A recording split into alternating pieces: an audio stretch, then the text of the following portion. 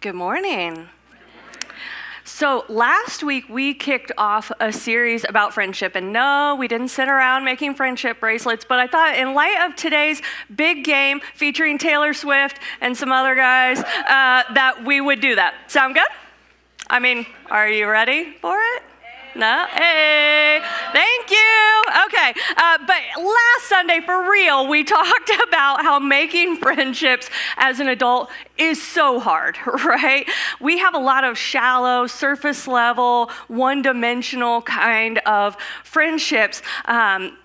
People we follow on social media, maybe people that we network with through our jobs, just those friendships that maybe you've had since high school that's still all you talk about when you get together, just the same story over and over. And these relationships never get any deeper. But we looked at how we were actually designed and hardwired for connection, to connect with others. But oftentimes that we're accessible to answer a text or to laugh at a TikTok that somebody sends us, but we're not available for real, deep connection and conversation that goes any deeper. We challenged you to move from being accessible to being available, because the gift of becoming available for people is that you get to share in their joys and in their sorrows. When we allow ourselves to be interrupted, we become available to join in with people's lives, to take these relationships from one-dimensional to 3D, to maybe take them from black and white to make them color. And this week, we're going to talk about what you do when you make yourself available for true, authentic friendship. Maybe after last week, you invited someone to coffee or lunch, or maybe someone invited you to coffee or lunch, and instead of making excuses, you actually made yourself available. But now what, right? Now what do we do? Because let's be honest, there are those of us that don't find the importance in true authenticity, right? Surface level friendships are A-okay with us. We are fine with that because authenticity makes us nervous, or it's just not our thing, right? But then there are those of us that are oversharers, or maybe you're like the guy that I ran into in the pharmacy line who told me that, get ready for it, because this TMI was too much for me, and so I'm going to share it with all of you as well, who told me that if this hemorrhoid cream that he was buying didn't work, he was just going to cut it off himself. So you're welcome for that, and that's all you'll be thinking about, but stay with me, okay? I must have a friendly face that says, tell me all the things, okay? But here's what we need to know this morning, and that's authenticity is something much more significant than simply sharing or oversharing personal information. And in our day and age of quick text and social media, true authenticity is pretty rare. But why? Like, why is this real, true authenticity so uncommon?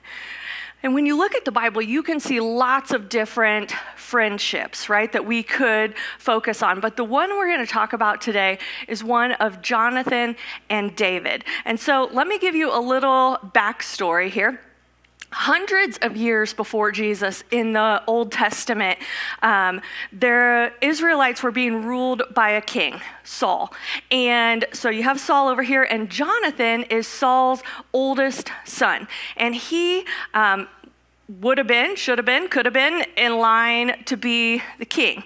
But then you have David, who is a shepherd boy who gets brought into the fold and who is promised to be the next king.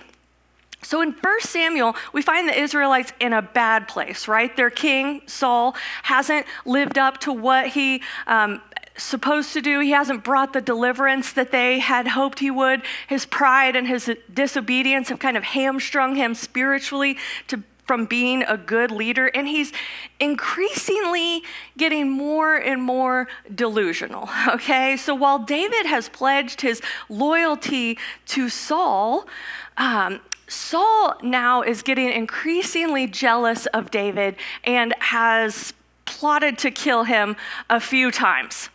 I mean, that took a little turn, right? Like this guy who's like, yes, you're my king. I love you. I'm going to kill you, okay? It takes a turn. But it becomes increasingly evident after David killed Goliath. And that might be a story that you're familiar with if you've been in church at all as a kid, right? This Philistine shepherd boy who kills this giant with just a slingshot and a stone, right? But that's where most of us kind of end the story. That's typically all we've heard. But maybe you haven't heard kind of what happens after that unlikely matchup. And the scripture says, when the victorious Israelite army was returning home after David had killed the Philistine, women from all the towns of Israel came out to meet King Saul. They sang and danced for joy with tambourines and cymbals. This was their song: Saul has killed his thousands and David his 10,000s. This made Saul very angry. What's this, he said? They credit David with 10,000 and me with only thousands. Next, they'll be making him their king. So from that time on, Saul kept a jealous eye on David. Saul, you're not wrong. I mean, David is going to be the next king, but slow down a little on the cuckoo, right? So Jonathan is Saul's oldest son, should have been heir to the throne. The difference between Jonathan and Saul's emotional intelligence in all of this was that Jonathan understood that the Lord had rejected Saul's kingship. He did not like what was happening here, and David had already been anointed by the priest and prophet Samuel as the next king in waiting. So there's a lot of players here. Stay with me. You've got Saul, current king of the Israelites, who has a serious, jealous kind of cuckoo streak. You've got Jonathan, Saul's son, coulda, shoulda, woulda been the king, except we have David, who has been anointed the next king. But that's not all. Okay? The plot twist in all of this is that Jonathan and David have become besties for the resties. They are like this, so close friends, the soon-to-be king and this son of the current king, right? What could possibly go wrong? Well, let me tell you. Saul attempts to kill David 6 times, and David escapes 6 times. But check it out. It says, the very next day, a tormenting spirit from God overwhelmed Saul, and he began to rave in his house like a madman.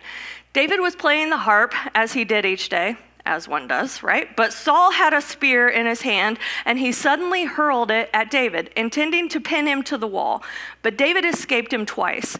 This is when Jonathan finally starts to understand what's going on between his dad and David. Several more attempts on David's life happened before David finally decided it might be a good idea if I got out of town for a little bit.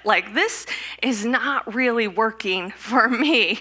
And he stayed in contact with Jonathan, though, and keeping tabs on Saul and hoping for a time when, maybe he could come back and it would be safe.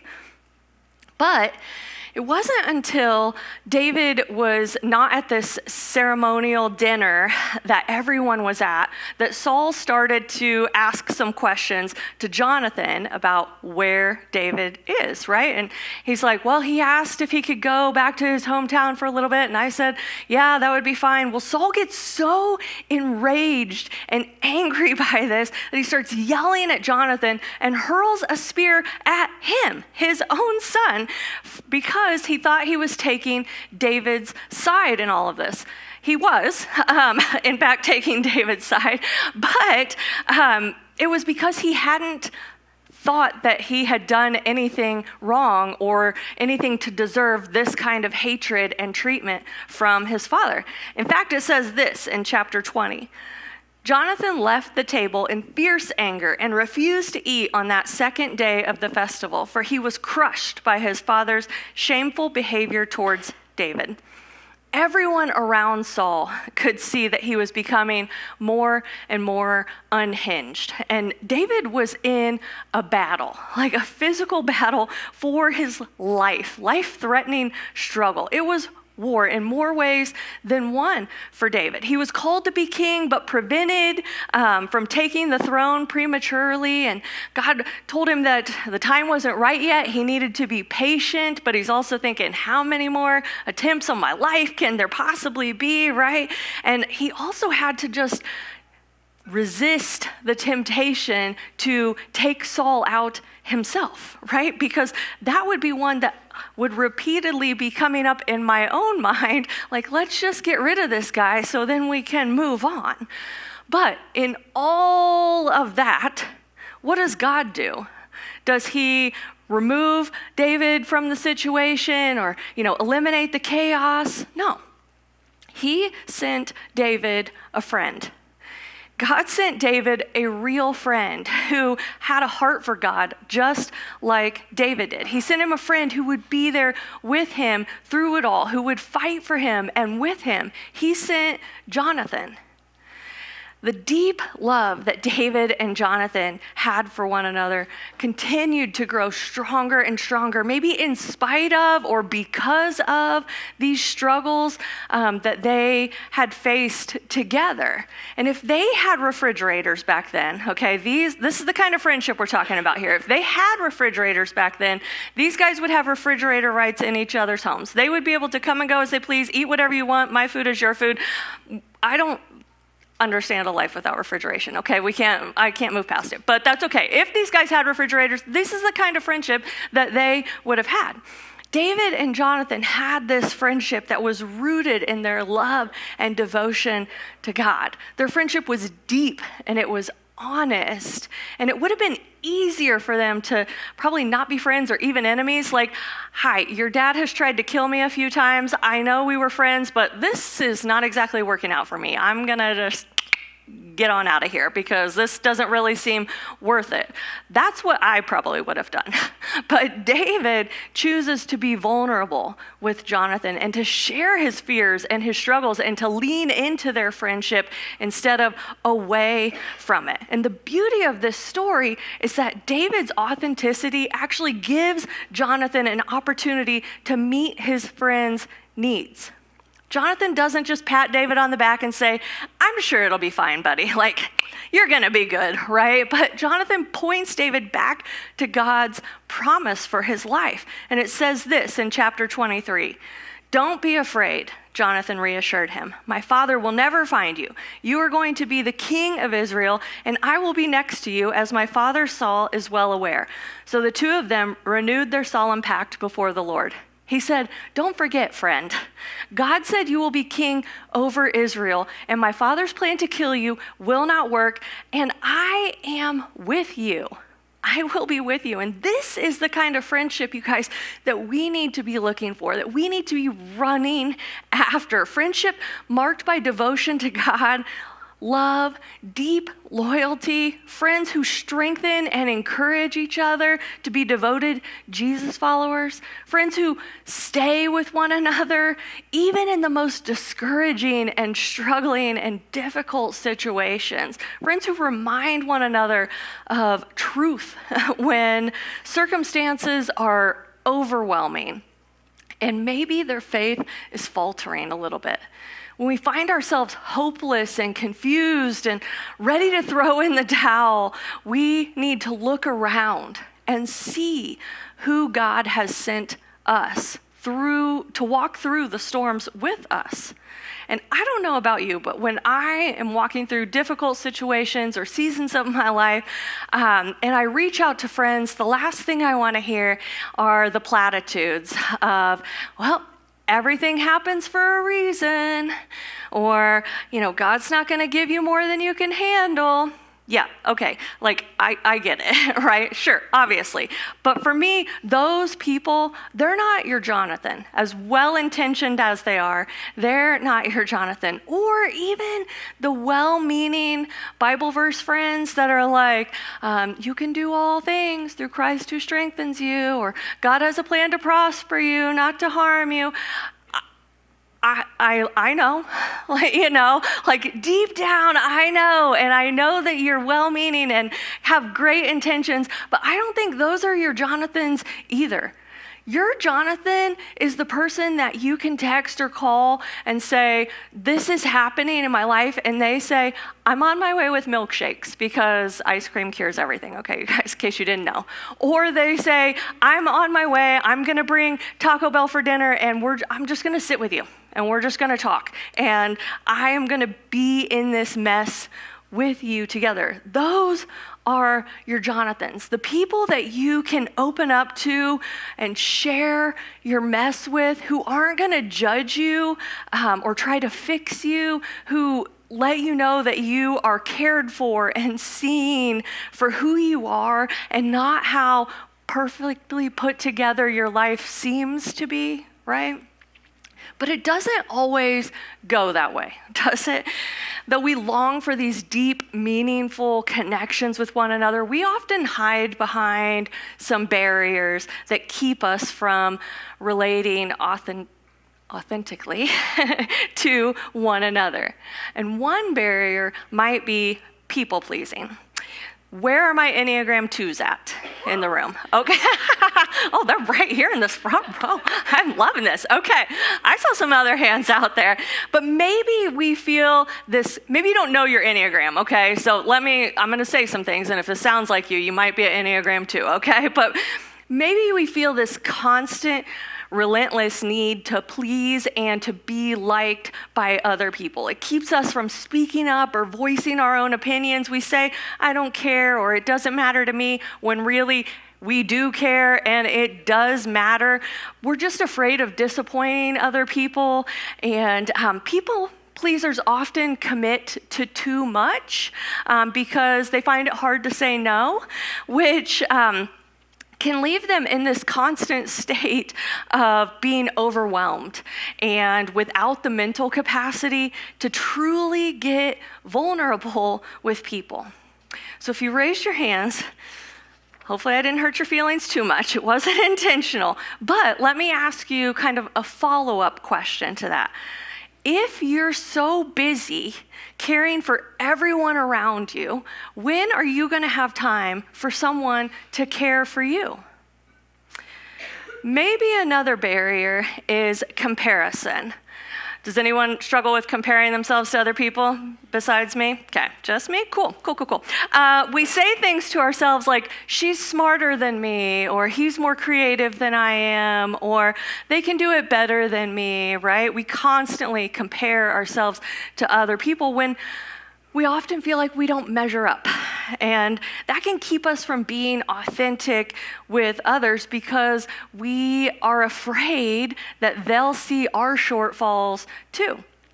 Comparison has such a chokehold on me that I don't even go to wine club, okay? And full disclosure, some of you may be in wine club, please hear me when I say that the reason I could not go back was not because of anything anyone else did. It was my inability to be able to get out of my own way because the ladies were pleasant and delightful and the food and drink were absolutely amazing, but I could not stop comparing myself to everyone around me. The club is held in a neighborhood that I don't even like to drive my dented car into, okay? And the house is like 10,000 square feet, bigger than mine. I was in awe of the whole thing, and also sweating through my clothes, as I was walking in. I was constantly watching what I was saying, even how I was standing, what the heck, right? But I could not get over it.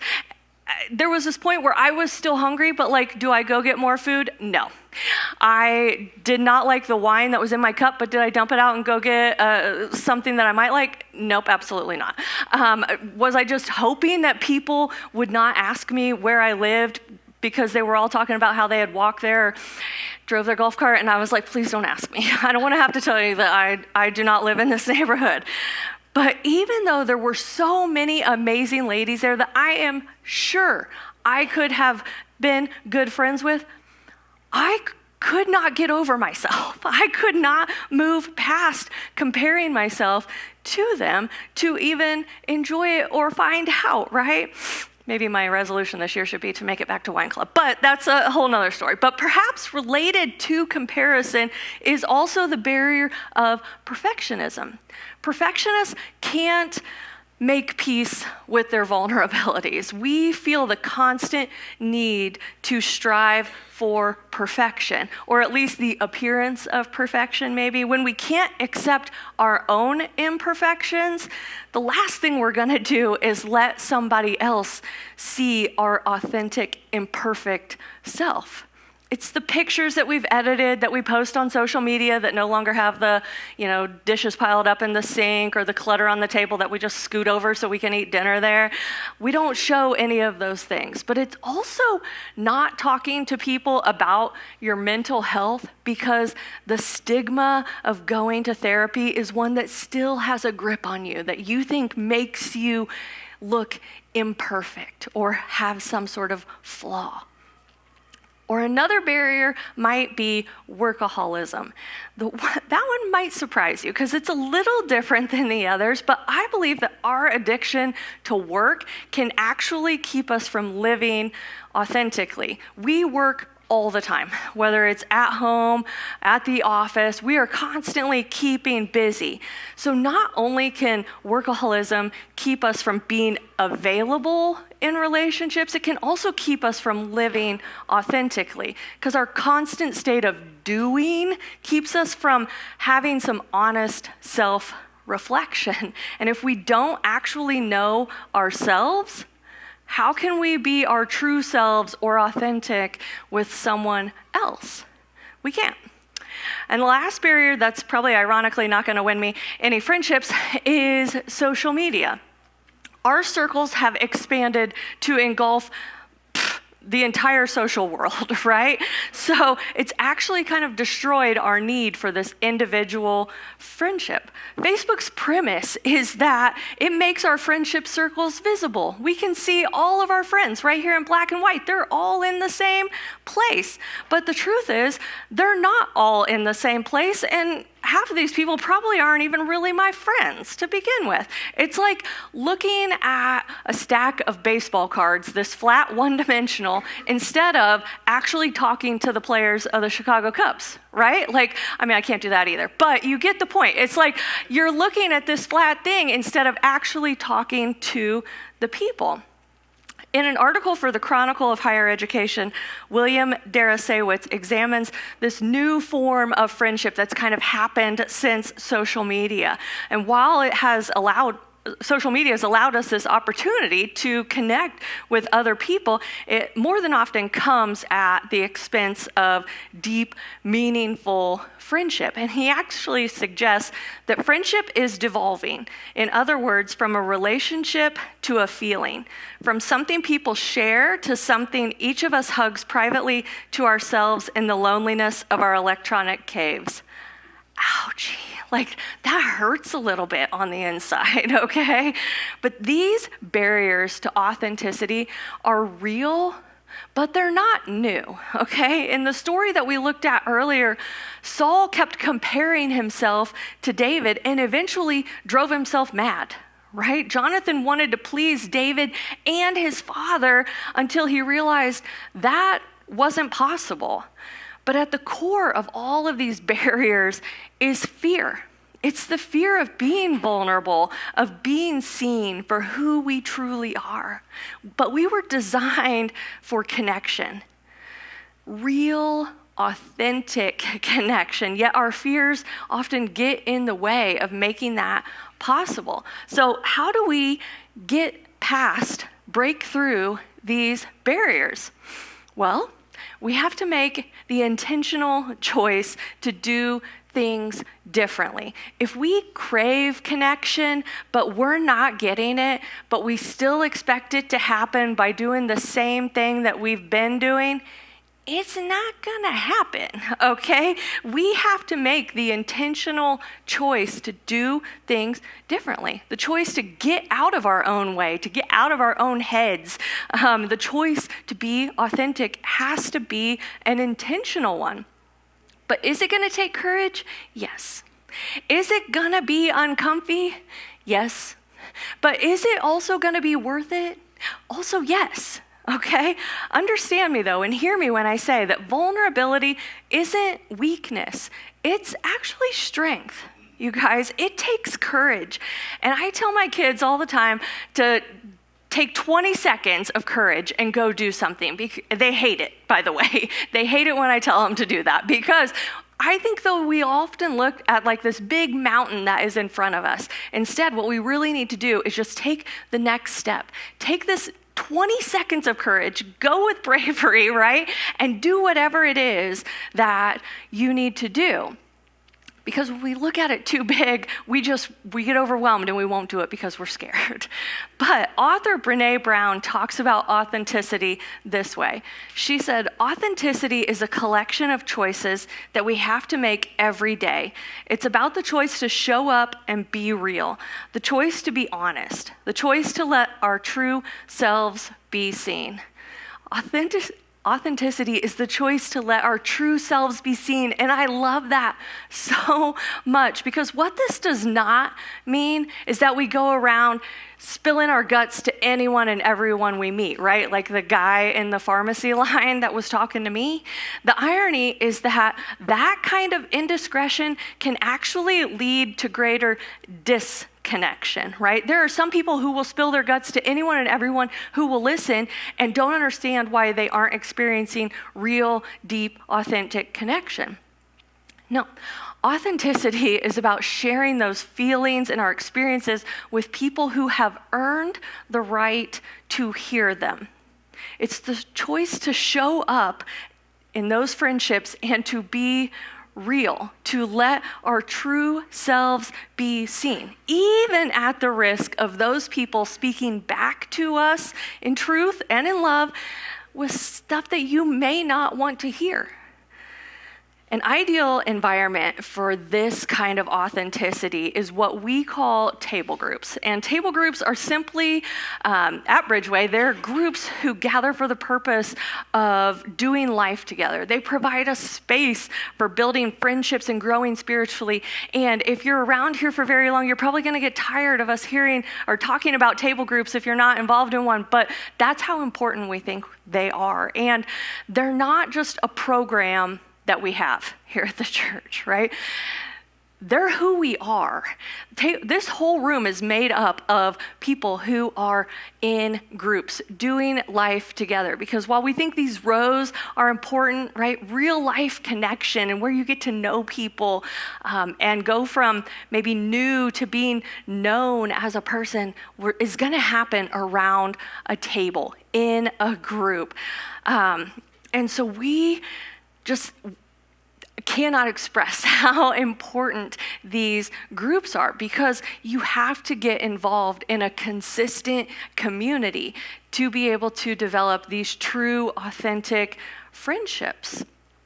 I say that we are going to challenge each other today and one another, because this is also going to be a challenge for me. So I am not just talking to you like I have all of the answers. This is clearly something that I am working through myself. But we are going to challenge one another this week in 3 different ways. And I think if we're intentional about them, we will be able to take some next steps toward authentic friendships. And the first is to be honest. Authenticity begins by allowing ourselves to be honest about what we're actually feeling, right? There will be times when our emotions are something other than what we want them to be, but ignoring them or pretending that they don't exist, that's not helpful for anyone. But we have to learn what we were actually feeling, right? Like, why am I actually mad about that thing that happened? Or why does the sight of that person instantly just annoy me? Like, what is at the root of all of that? You have to give yourself some grace to feel the anger or the sorrow or the joy, even, whatever emotion it is, but you have to be authentic with yourself and honest with yourself before you can be authentic with others. But we have to make the choice, the intentional choice, to stop and listen to that inner voice, to listen to ourselves, so we can figure that out. Because after we do that, then we will be able to share those feelings and those emotions and those fears and those struggles with a trusted friend or with your trusted community. Second, be encouraging. Show of hands, how many of us have answered fine when someone asked how we're doing? Okay, if you didn't raise your hand, I'm not going to say you might be lying, but let's be real here, okay? We have all said that we're fine. And I think I've mentioned before that for me, if I tell you that I'm fine, typically means that I'm freaked out, insecure, neurotic, or emotional. So I'm going to assume that that's what you also mean if you tell me that you're fine too, okay? So let's just get that out on the table. But I am not proposing that you pour your deepest, darkest secrets out to anyone and everyone, right? Especially like the cashier at the grocery store who asks, how's your day going? Fine. It's okay. It's okay there, okay? She doesn't want your 20-minute rundown of all the things that have happened during your day. But we need to strive toward being authentic with our words and our actions when we're in the context of a safe friendship or community, right? We don't say fine to our table group or fine to our best friend. We need to learn to articulate what we're actually feeling, what's really going on at the heart level when we are in those safe spaces.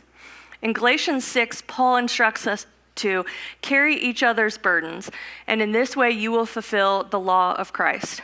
But how can we carry each other's burdens if we don't know what they are? When we act like everything is okay, but really we are struggling to get out of bed in the morning. Or our marriage is secretly falling apart. Or somebody has said something that's hurt our feelings and we are just replaying it over and over and over again in our heads. Having a true, authentic friend is like having your own personal cheerleader. They have your back. They pump you up when you're feeling down. They provide you with the motivation to maybe move past these fears and failures even that are consuming you. They sit with you in your mess and listen if that's what the situation calls for. But this can't be a one-way street either, you guys. An authentic friendship requires balance. You have to be that friend that you need for someone else as well. Authenticity is sometimes a little scary, okay? I will give you that. But it also builds intimacy, and that's where you're going to find true friendship. Lastly, be you, okay? And this one's going to look different from person to person, obviously, right? You're you, I'm me. It's going to be a little different, but it's important that we choose authentic actions. For example, I am always going to drink my coffee, hot or cold, through a straw, okay? Take a moment. I know, move past it. The 8:45 they really had to take some Zen moments after that one, okay? But I started drinking my coffee, hot or cold, through a straw years and years ago. It is who I am as a person, and I am just always going to do it, okay? But it would be inauthentic for me to all of a sudden start drinking my coffee through that little hole in the lid. It would also give me so much anxiety. We would have to take a lot of deep breaths together, okay? But we know when we're being inauthentic, right? Because we just feel off. Things just don't feel right. So you need to be the real you. Flaws and all, straws and all, okay? Whatever it is for you. Because authenticity may require us to make unpopular decisions or to acknowledge aspects of ourselves that we'd rather just hide away a little bit. But in the end, it truly allows us to live a more open and honest and engaged life when we stay authentic to ourselves. As we do the work of being real with each other, we will learn, I think, to stand with one another, even in the most discouraging and stressful of situations. We'll remind each other of this truth when circumstances are overwhelming and our faith is faltering. We'll strengthen one another if we can do these three things. Ultimately, choosing to live an authentic life isn't just about living a more fulfilled life, right? It's about walking in the fullness of who God created us to be. And that's the amazing thing about all of this, is that when we find our identity first and foremost in Him, who He says that we are freed from this rat race of trying to pretend that we are smarter, funnier, holier, more successful than we really are. And in fact, it flips all of those ideas upside down, because at the center of the Jesus story is a picture of a God who loves us exactly who we are, not as we pretend to be. He already knows who we are at our core, right? So it doesn't matter if we try to be somebody else or not. He already knows. So when we live our authentic self, we become the person God created us to be. Behind all the layers and the masks and the clothes and the makeup, whatever it might be, God sees us fully and calls us His beloved. You guys, and that is our true self. So, be authentically you, and I think together we'll become who God created us to be.